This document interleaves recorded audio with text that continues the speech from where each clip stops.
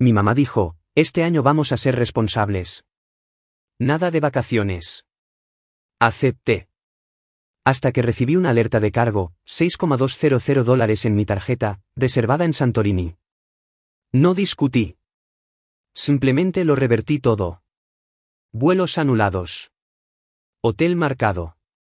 Cita en el spa cancelada. La mañana que llegaron al aeropuerto, mi teléfono se iluminó. ¿Por qué nos sabotearon?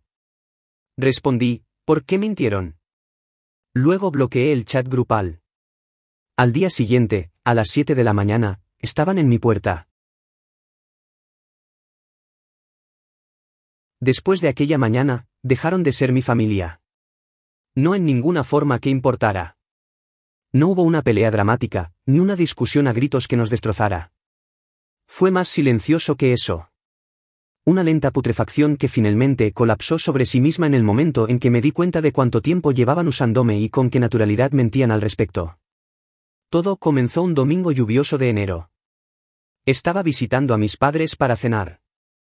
La típica cazuela recalentada y una conversación trivial incómoda mientras mi sobrina veía dibujos animados demasiado alto en la sala. En un momento dado, mi madre miró y dijo, este año vamos a ser responsables. Nada de vacaciones, tenemos demasiadas cosas en marcha.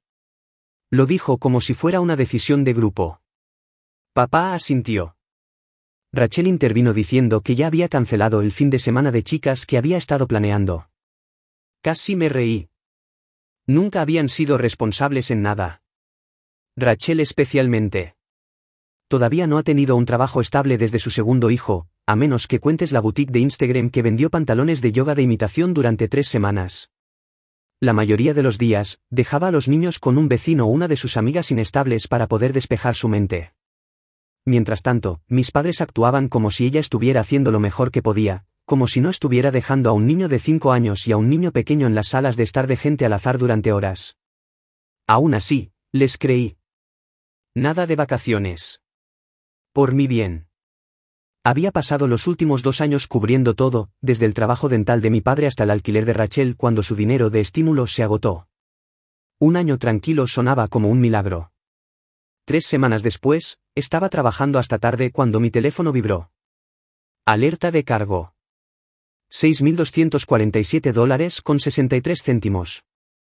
Se me revolvió el estómago incluso antes de abrirlo. El comercio se llamaba Azure Skies Travel en Santorini, Grecia. Al principio, pensé que era un fraude, pero los detalles eran demasiado familiares. 5 billetes de avión, resort de lujo, paquetes de spa, traslado al aeropuerto, nombres adjuntos, Margaret, Daniel, Rachel y los hijos de Rachel. Mi madre, mi padre, mi hermana y sus hijos, todos reservados con mi tarjeta. No los llamé. No grité. Ni siquiera envié un mensaje de texto. Simplemente cancelé todo. La agencia de viajes aún no había finalizado los billetes, así que los anulé. El hotel fue marcado y congelado. Contacté con el spa y les dije que la reserva formaba parte de un cargo no autorizado. Cada pieza del viaje colapsó en menos de 1 hora. Ya no me importaba el dinero. Me importaba que pensaran que podían cogerlo sin preguntar, que pensaran que simplemente me rendiría como siempre. La mañana en que se suponía que debían irse, mi teléfono comenzó a explotar antes del amanecer. Ya habían empacado, ya habían llegado al aeropuerto. Ahí es cuando vieron las cancelaciones. ¿Por qué nos saboteaste? Esta vez has ido demasiado lejos.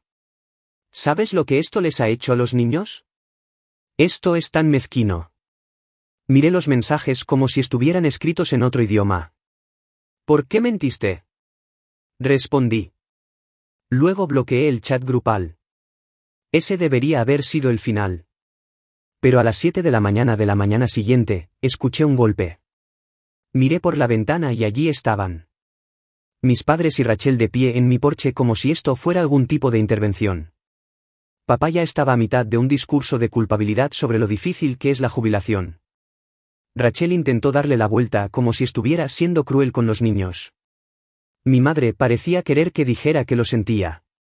No dije ni una palabra. Cerré la puerta y la cerré con llave. Lo que no entendían era que no estaba enojada de la manera que esperaban.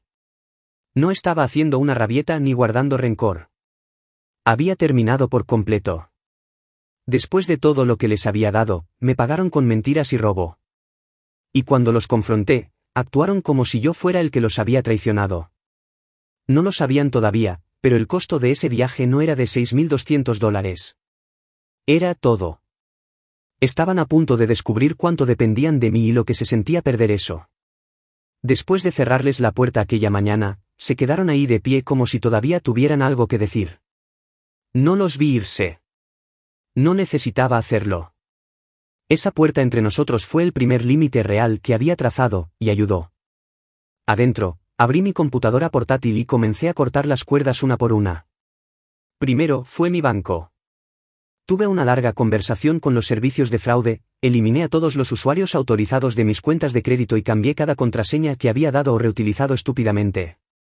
Mi madre todavía tenía acceso a una tarjeta vieja que abrí durante la universidad cuando necesitaba ayuda con solo algunos comestibles. La cerré por completo. Luego marqué mi cuenta fiduciaria, la que no sabían que ahora tenía control total. Acceso interno bloqueado solamente. No más transferencias accidentales. No más engaños a través del inicio de sesión familiar compartido. Luego fue el rastro de pago automático. La factura del teléfono de Rachel se fue. El complemento del seguro de mi padre cancelado. Los pedidos ocasionales de Amazon Prime de mi madre, que se habían convertido en un desfile de artilugios de cocina inútiles y suscripciones para el cuidado de la piel, eliminados y revocados. Incluso maté su perfil de Netflix, que les había dejado usar durante años. No dejé una sola línea abierta, ni una. Y por primera vez en años, me sentí limpia. Pasaron 2 días. Nada. Pensé que tal vez habían captado el mensaje, pero luego Rachel publicó un estado críptico en Facebook. Imaginen darle todo a alguien que resulta ser a sangre fría. Lección aprendida. Debajo, una foto de archivo de una playa. Probablemente Santorini.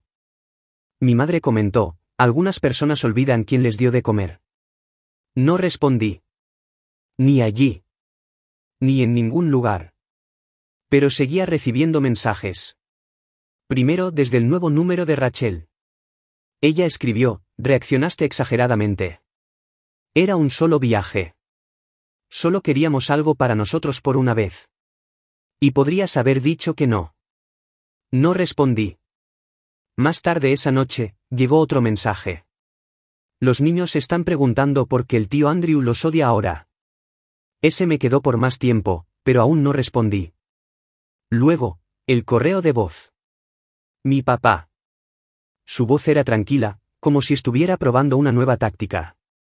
Dijo que simplemente estaban cansados. Que la jubilación no era lo que pensaban que sería. Que la vida era dura y pensaban que tal vez merecían un poco de algo después de todo lo que habían pasado. No sabes lo que es no tener nada. Él dijo, siempre lo has tenido fácil. Tuve que reírme. Fácil. Pagué mis estudios universitarios mientras trabajaba en 2 trabajos. Rechacé las vacaciones y me salté los fines de semana para poder ganar lo suficiente para pagar su deuda. Los vi pretender que estaban luchando mientras recibían cada limosna que daba y aún pedían más. No tenían idea de lo que era el sacrificio porque nunca tuvieron que hacer uno. Los hice todos por ellos. Al día siguiente, Rachel volvió a llamar. Sonaba frenética. Su alquiler estaba atrasado y el propietario había publicado un aviso en su puerta. Me pidió solo esta vez. Ayuda, la mitad del alquiler, tal vez un poco más.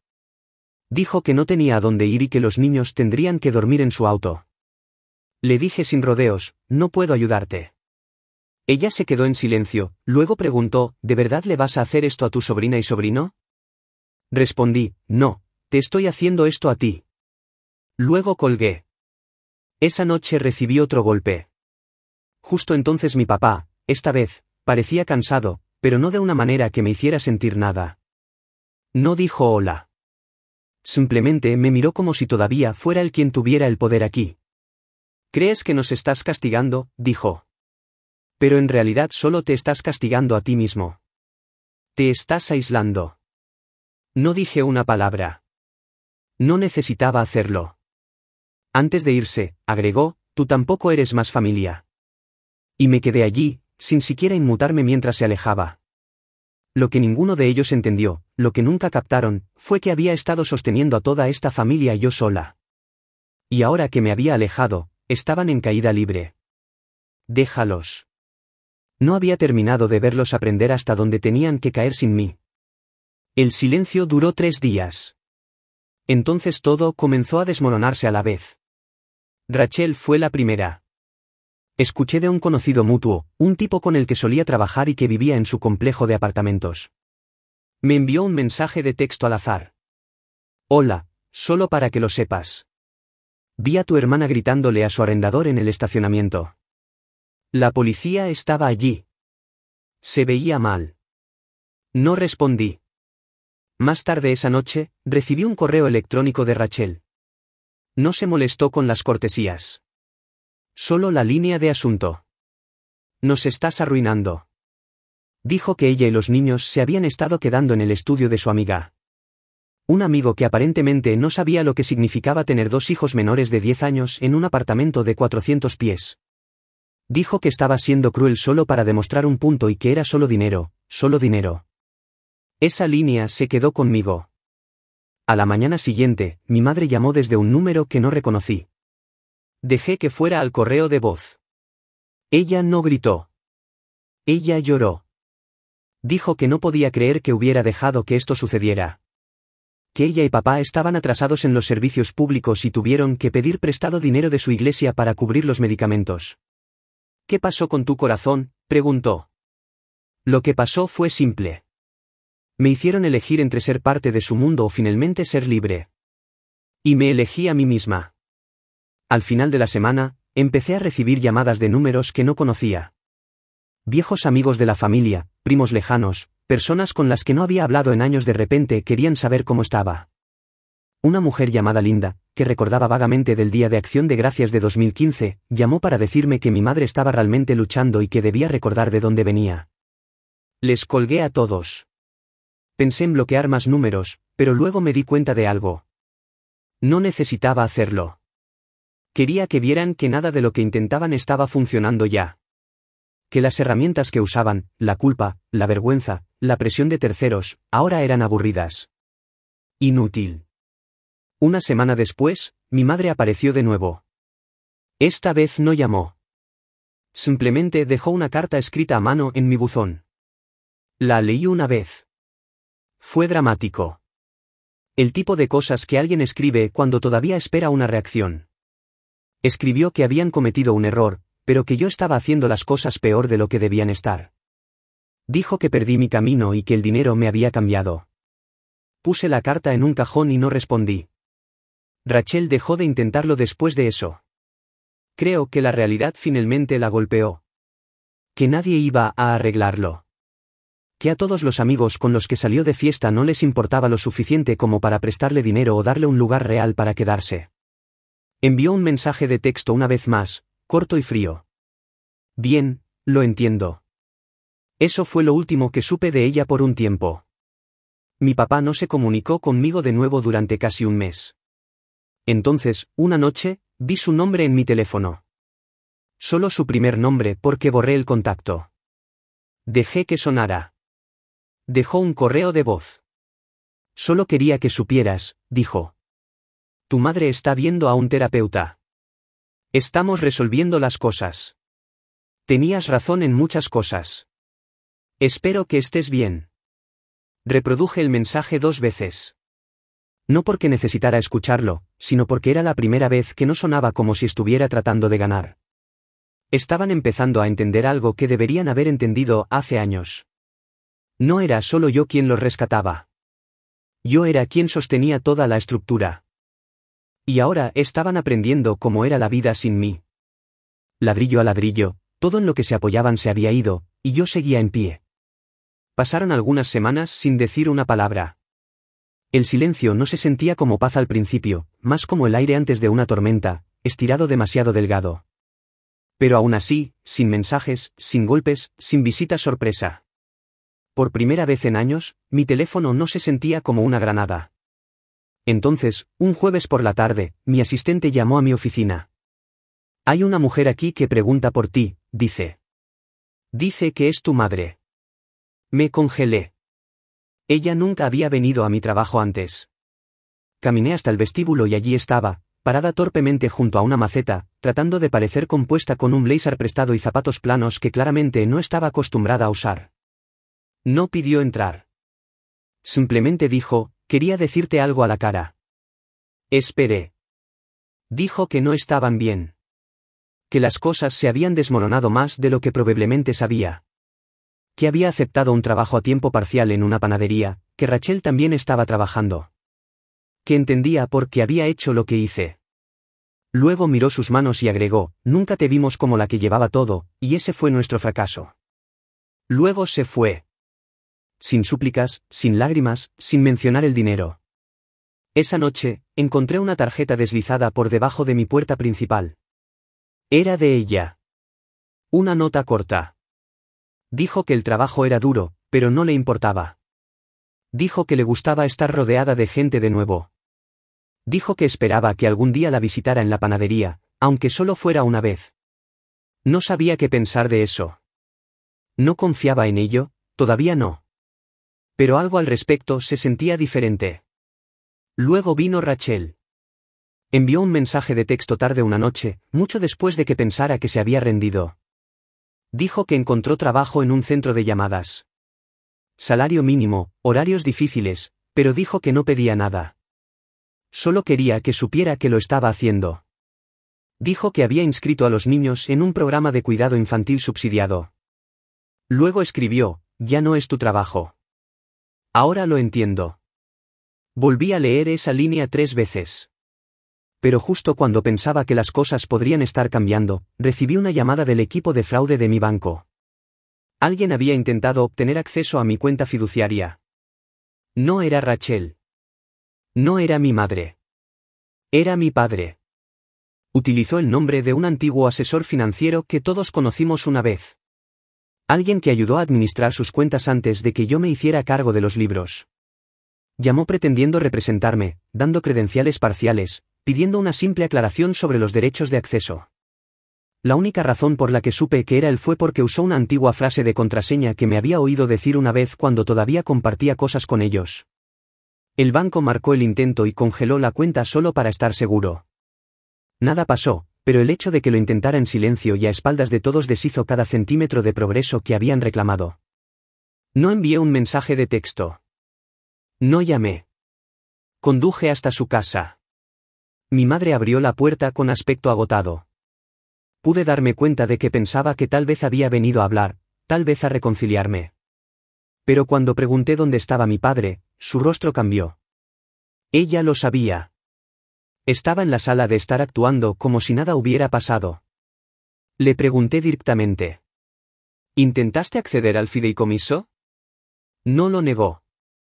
Dijo, no pensé que te enterarías. Solo quería comprobar si estabas bien. Esa mentira ni siquiera superó su propia voz. Los miré a ambos y les dije claramente sin levantar la voz. El dinero se había ido. No literalmente, pero para ellos. Ya no existía. Nunca habría otro centavo. Ni una reconsideración de corazón blando. Ni ayuda temporal. Lo habían quemado. Mi madre trató de explicar. Dijo que no sabía qué pensaba que él había terminado con todo eso. Pero no me quedé. Salí antes de que se convirtiera en un discurso. Pasé el camino a casa pensando en lo que significaba estar libre de tu propia familia. No enojada, simplemente terminada. Esa noche, Rachel envió un solo mensaje. No sabía que él había intentado eso. No soy parte de eso. Por favor, no me vuelvas a cerrar la puerta. No respondí. Todavía no. Porque si querían recuperar algo, iban a tener que seguir sobreviviendo sin mí. ¿De verdad? Sobrevivir. Sin rogar. Sin atajos. Y si no lo hacían, no iba a detenerlos. Ya los había dejado caer. Verlos quedarse abajo no era crueldad. Era solo la gravedad finalmente alcanzándolos. Dejaron de llamar después de eso. Mi papá especialmente, cualquier mentira que se estuviera diciendo a sí mismo sobre todavía tener algún control sobre mi vida se rompió la noche en que le dije que el dinero se había ido. Mi madre envió una tarjeta más una semana después. Sin nota dentro. Solo una tarjeta de presentación de la panadería con su horario garabateado en el reverso. No la tiré, pero tampoco la usé. Rachel fue la única que mantuvo un pequeño hilo de contacto, nunca pidiendo nada, nunca pescando, solo actualizaciones tranquilas de vez en cuando, que todavía estaba trabajando, que los niños estaban bien, que había solicitado un apartamento subsidiado al otro lado de la ciudad. Nunca respondí. Simplemente los leí y seguí adelante. Y tal vez eso fue suficiente para ella. Para entonces, el fideicomiso estaba tan cerrado que nadie podía siquiera respirar cerca sin activar las alarmas. Moví algunos activos, ajusté las cuentas, incluso vendí un par de las inversiones compartidas que una vez abrí con mi papá para enseñarle sobre la planificación a largo plazo. Cada dólar que gané con eso fue a una cuenta separada con un nombre diferente, fuera del alcance. No porque necesitara hacerlo, sino porque se sentía como finalmente cerrar una puerta. Un mes después, recibí una llamada que no esperaba. Era de un hombre llamado Malcolm, un viejo amigo de mi papá que no había visto desde que era adolescente. Dijo que se encontró con mi madre en la iglesia. Dijo que le dijo que todo se había desmoronado y que estaban tratando de arreglar las cosas. Me pidió que les diera la oportunidad de explicar. Casi colgué, pero luego dijo algo que se quedó conmigo. Ella dijo, no necesitan tu dinero. Solo quieren importarte de nuevo. Esa línea se quedó en mi cabeza más de lo que me gustaba. Alrededor de la misma época, Rachel me envió un mensaje de texto con una foto. Era de un folleto impreso en la pared de un centro comunitario. Clase gratuita de conceptos básicos de presupuestación con su nombre en la parte inferior como asistente voluntaria. No dijo nada con él. Sin título, solo la imagen. No respondí, pero tampoco lo borré. Pasaron algunas semanas. Estaba haciendo recados cuando entré en un estacionamiento y vi algo que me hizo detenerme en seco. Mi papá estaba parado afuera de una biblioteca pública repartiendo fuegos para algo. No sabía qué al principio. Observé desde el auto. Era para una feria de trabajo patrocinada por la ciudad. No estaba trabajando en ella, solo como voluntario, hablando con la gente, diciéndoles a qué mesas ir, riendo torpemente, pareciendo más pequeño como un hombre que sabía que no le quedaba nada para cobrar. No hablé con él. No me acerqué, pero me alejé más lento de lo que pretendía. Más tarde esa noche, mi madre envió otra tarjeta. Dentro había una foto de ella en la panadería sosteniendo una bandeja de pasteles, sonriendo para lo que parecía el sitio web de una empresa. Escribió, espero que estés orgullosa de nosotros, aunque sea un poco. Sé que no lo merecíamos. Y me di cuenta de algo que no esperaba. Estaba orgullosa no porque estuvieran teniendo éxito, sino porque estaban fallando hacia adelante sin mí. Todavía no eran mejores personas. No del todo. No estaban curados. No eran confiables. Pero por primera vez, no se mentían a sí mismos. Y eso, más que nada, podría haber sido lo que necesitaba ver. Aún así, no estaba lista para darles acceso de nuevo. No a mí, y definitivamente no a mi fideicomiso. Esa cuenta ya no era solo dinero. Era todo lo que me habían usado, todo lo que había tenido que recuperar. Pero aún no lo sabían. Tenía una cosa más que hacer, un límite más que establecer. Y luego, tal vez, solo tal vez, les ofrecería algo parecido a una última oportunidad. Habían pasado 3 meses desde que los había cortado por completo. El tiempo suficiente para que aprendieran a vivir sin mí y para que yo descubriera quiénes eran cuando no quedaba nada que tomar. Rachel había seguido enviando el mensaje de texto ocasional, siempre simple, nunca presionando. Un día, era solo una foto de los niños ayudando a doblar la ropa. Otra vez, una foto borrosa de una hoja de cálculo de presupuesto de la que estaba orgullosa, como si esa fuera su versión de escalar el Everest. Nunca respondí, pero leí cada palabra. Mi madre había dejado de enviar tarjetas. Supuse que se había rendido. Pero entonces, una mañana, llegó un sobre simple sin dirección de remitente. Dentro, una carta corta, 5 líneas. Todo lo que decía era, no podemos arreglar lo que rompimos, pero ya no estamos fingiendo. Eso es algo. Si alguna vez quieres sentarte a la mesa con nosotros, apareceremos. Sin ataduras. No llamé. No escribí, pero pensé mucho en ello. Esa misma semana, recibí un correo electrónico de mi abogado. Dijo que había habido otra consulta en la cuenta fiduciaria. No fraudulenta esta vez, solo una pregunta legal presentada a través de un tercero, anónima, pero obvia. Estaban tratando de averiguar si la puerta estaba abierta de nuevo. Eso es lo que me decidió. Dije una reunión, un lugar neutral. Sábado por la tarde, una cafetería tranquila cerca del borde de la ciudad. Le envié un mensaje de texto a Rachel con la hora y la dirección. Dije que podía traer a los niños si quería o no. No respondió, solo pulsó el pequeño pulgar hacia arriba en el mensaje. Cuando entré, ya estaban allí. Mi madre, Rachel y mi papá, sin niños. Eso me sorprendió. Parecían cansados, pero no lamentables. No trataron de abrazarme. No se apresuraron a hablar.